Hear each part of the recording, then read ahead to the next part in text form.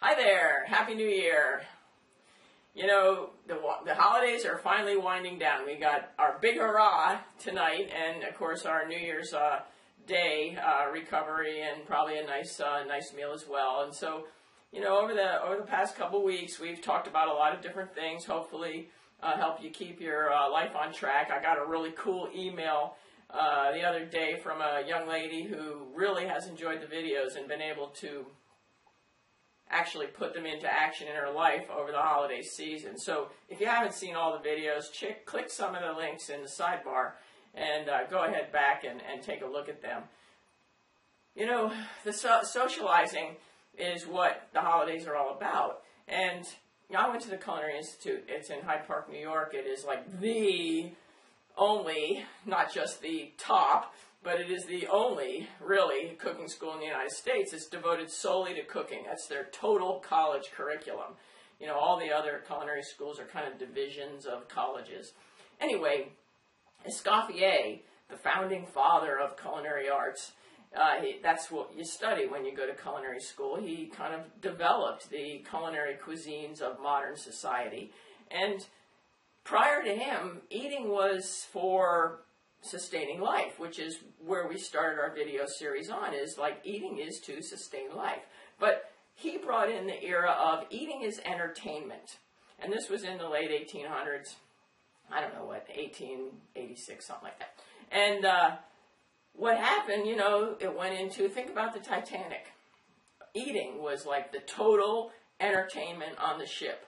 And so that whole Edwardian era had converted eating into entertainment, and where it did, you know, it wasn't as extravagant as it was, say, on the Titanic, but we still, to this day, maintain eating as social interaction and the way that we get along with people, and it's a definitive part of everyday life.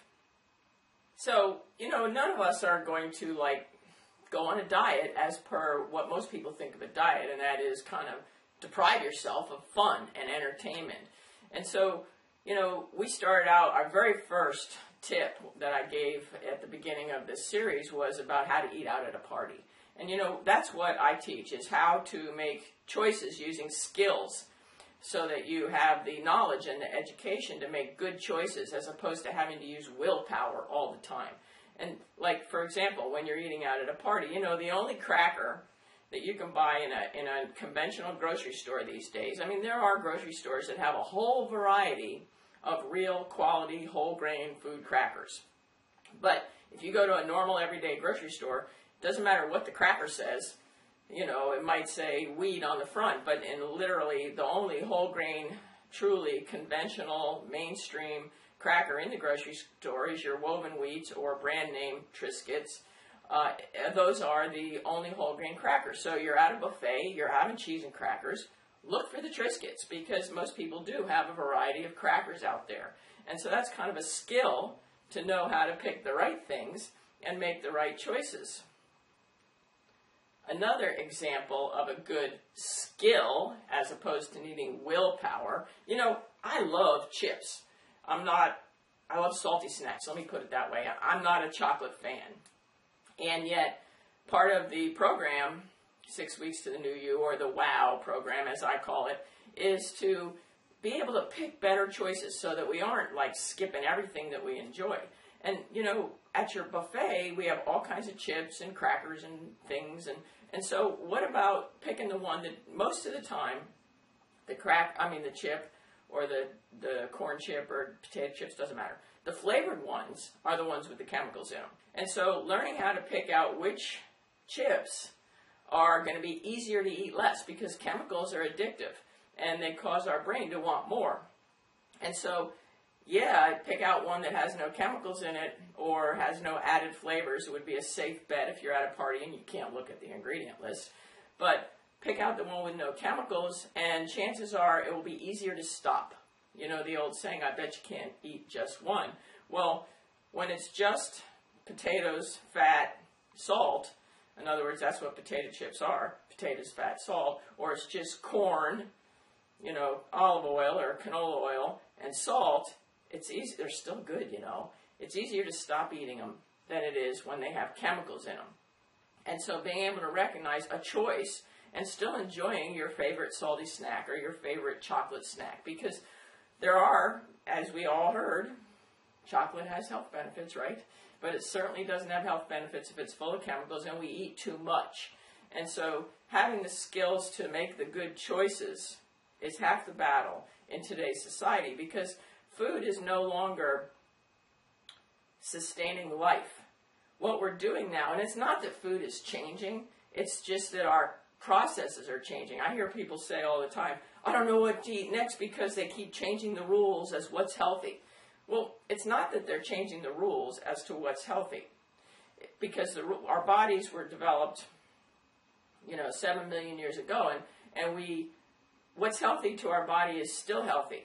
A lemon is a lemon, an orange is an orange. Vitamin C that comes from an orange is still just as good for us as it was 100 years ago. But what happens now is we are manufacturing consumables. See, the definition of food, and we already talked in one of the other videos about the definition of diet, but the definition of food is organic matter eaten in a healthy diet. It kind of supports our definition of diet, doesn't it? And so the problem is that organic matter, a lot of our food's not organic matter anymore. It's manufactured products that we consume. And so being able to recognize what good food is, it's still going to taste good. And so we can still enjoy the everyday social activities. Another quick tip that is really easy to use in a restaurant or in a party environment, and I'm going to keep this short because I got to clean my house. I have some people coming over tonight for New Year's Eve, and I'm sure you got things to do too, so we're going to wrap this up here pretty quick. And one of the best tips that I can give you right now when you're at a party or in a restaurant would be to say, oh, this looks good, or oh, is this homemade? And in a party environment, if it's not, it's no big deal. But if it is, you have an opportunity to compliment the hostess. And so it's not a question that is rude. In a restaurant, when you're talking to the server, which salad dressing is homemade? Or do you make this from scratch? This is a question that gives you so much information about the product. Because on the restaurant menu, they put that little heart there, or that little star, meaning it's heart healthy, or it's low fat, or whatever. But maybe it's low fat, and yet it's all chemicals. And so, if it's homemade, they didn't use any high fructose corn syrup, because nobody has high fructose corn syrup in their house. They didn't add any chemicals or MSGs or artificial colors, things like that. So it gives you so much information on the value of what you're putting in your mouth, and that's what good eating is about, is making sure that everything you put in your mouth has value, not about eliminating, because I love dessert too. And so, making sure that you have the best value possible for each choice is what's going to sustain you on the long term in any eating plan. Did you know, I think I said this before, but 85% of the American population has a preventable disease. Also, 85% of the American population is overweight. Now that's pretty scary, and it doesn't really matter what country you live in. If you're in an industrialized nation, I'm sure your statistics are probably pretty similar, although they might be a little bit different. But nonetheless, it's still a really scary thought. And if you take that with another statistic that is out these days, and that is that the generation of children born since 1990 are the first generation of Americans to have a shorter life expectancy than their parents. Now that's pretty scary when you think about it. And the reason for it is because these children have been eating nutritionally deficient foods from the day they're born, or at least manufactured products, and not so many natural food choices. And, as more and more countries around the world follow in the footsteps of Americans, which is not a good thing, I think. I apologize for that. That's a little embarrassing, don't you think? It's scary and it's not right. And so, you guys can change the world. That's why every January I like to relaunch and put extra effort into the 6-week program, because we had literally hundreds of people have an interest in this. Now, you know, day after tomorrow, New Year's starts. It's time to start our New Year's resolutions. And we can change the statistics for the people that we know. I can change it for you, and you, in turn, can change it for the people around you. Even if it's just a small number of people, like your nieces and nephews, you know, just teaching them how to pick a good soda. Not that we really want them to drink soda. But, you know, there are choices that can be made, and even if it's only small, it's going to impact their life, because that statistic, the children born since 1990 are the first generation to have a shorter life expectancy than their parents. We have the capability of changing that for them. And we can do it on our own level of the people that we can impact. So the more people that join the 6 weeks program now for New Year's, the more people we can change. And I can't be the personal coach for everybody. So the people that join the New Year's program in the first couple days of January are the ones that I am like 911 of the kitchen for. I guarantee that I am available by phone for the entire month of January. And so we're going to launch the 6 weeks to the New You program for New Year's resolutions on January 2nd. That will be day after tomorrow. And I'm going to send you email around noontime that it's time to join.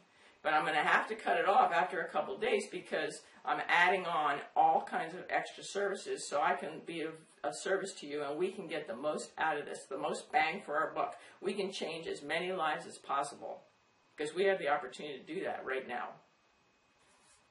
Over the last couple weeks, I have given you so much good content that you can use to change your life and change the lives of families around you that you don't, if you're not in the mood to make a New Year's resolution, you certainly don't have to because I've given you a lot of stuff that you can use and you can always join later. And next week, we're going to launch this extra support. You got Deb Bixler's undivided attention for your New Year's resolution of weight loss, or not necessarily, it doesn't have to be weight loss, just getting healthy. And so life is about choices. And you know, a lot of people say, oh, you're really lucky. That's how I named the website. You know, you're really lucky. You have a high metabolism. You're really lucky. You're healthy. And I often say, well, I don't say it. I think it. If you did as much as I did, you'd be lucky too. Because luck is based on action, whereas chance, that's different. Everybody has equal chance. You buy a lottery ticket, you have equal chance. Whereas luck is based on action. If you don't buy a lottery ticket, you're never going to be lucky. And so if you don't take action, you're never going to be lucky. And so luck is based on action, and you can change your luck. Whereas chance is everybody has equal chance.